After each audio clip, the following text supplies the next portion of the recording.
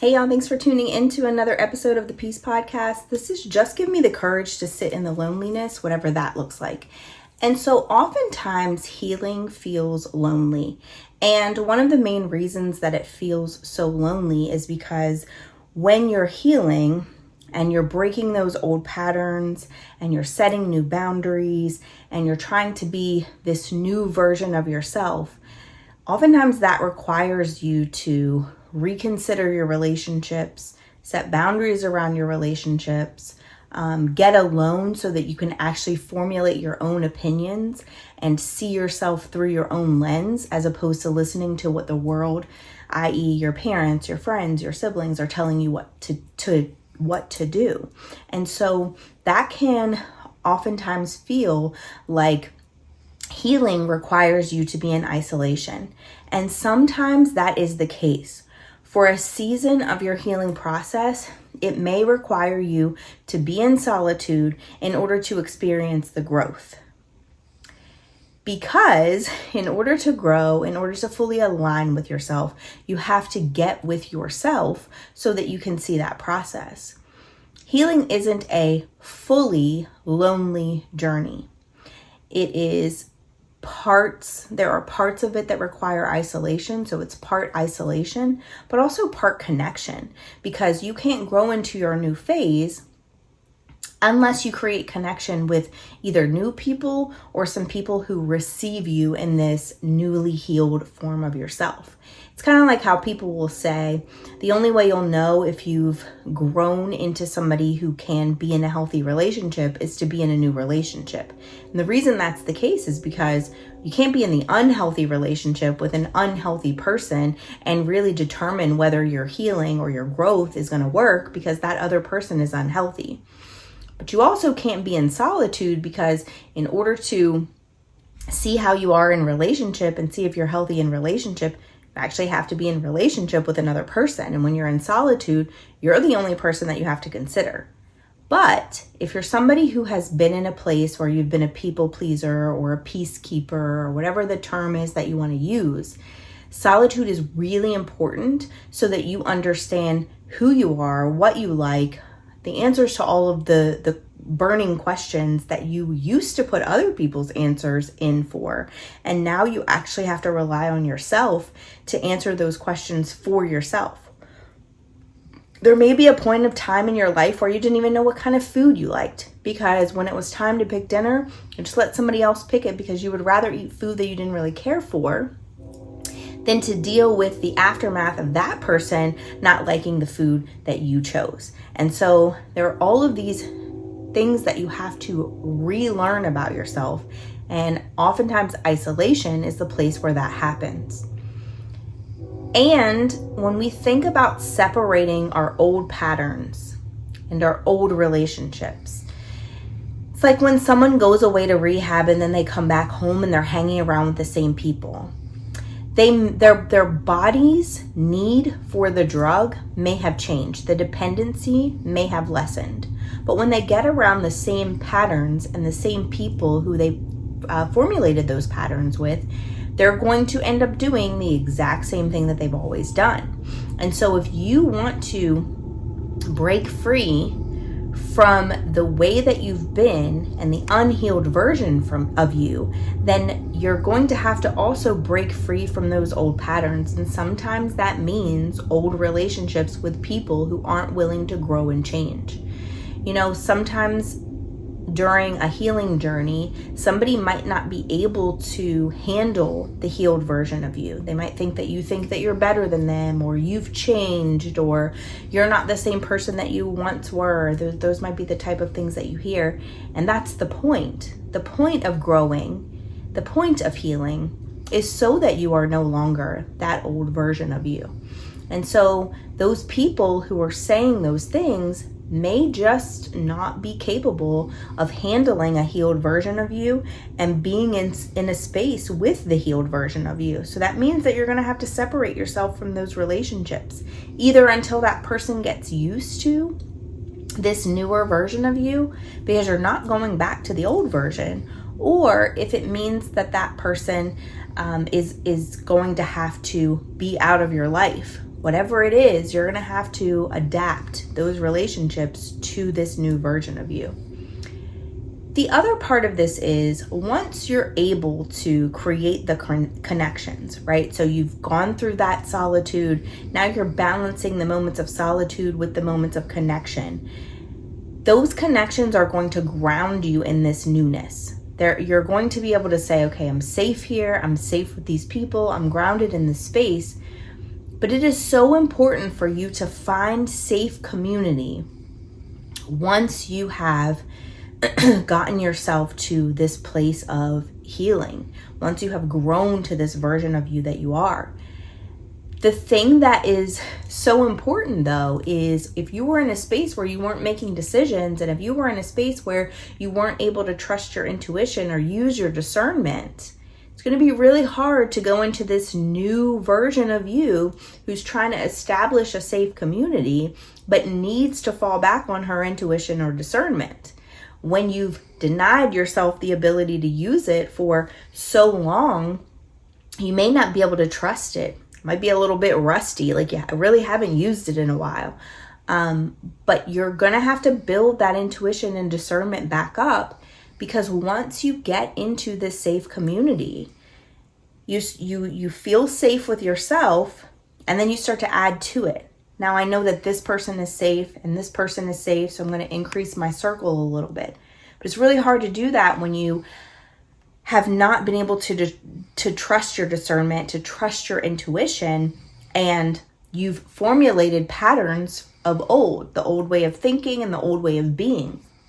And so you have to work really hard to not fall back on those old ways and to trust this newness, but also to trust that you are capable of continuing this safe space, even though you're adding people to it. So instead of saying, in order to be safe, I need to be by myself, you're going to say, okay, in order to be safe, I can be by myself, but I also can trust myself to add safe people to my circle so that I can continue to be safe. So it becomes this really important piece of the healing journey to develop things in solitude, in the loneliness, but practice them in your safe community and by using your discernment. And the only way that you can do that is by adding people to the circle.